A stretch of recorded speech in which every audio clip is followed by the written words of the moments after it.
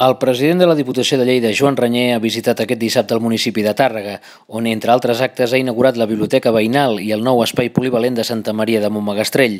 Reñé ha estat acompanyat per l'alcaldessa de Tàrrega, Rosa Maria Perelló, l'alcalde pedani de Santa Maria, Ramon Miralles, i diversos regidors de l'Arc Municipal targarí.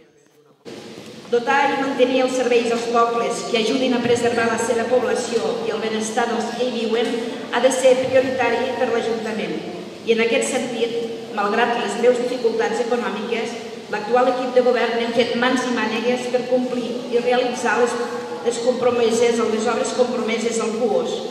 Avui, ho he sentit des del mes de desembre i fins i tot des de fa un any i més d'un any, des de l'Estat plantegen, legislen amb lleis pensades i proposades, jo diria que des dels despatxos i allunyant-se d'allò que és la realitat. Posteriorment, Reñé s'ha traslladat fins a Tàrrega, on ha visitat les obres de la infermeria de la residència Sant Antoni, subvencionades per la Diputació de Lleida amb 10.700 euros. També s'ha aprofitat la visita de Reñé a Tàrrega per fer la visita inaugural de la reforma de l'antic camp dels Escolapis, que ha convertit l'espai en una zona més oberta i integrada al teixit urbà de la ciutat.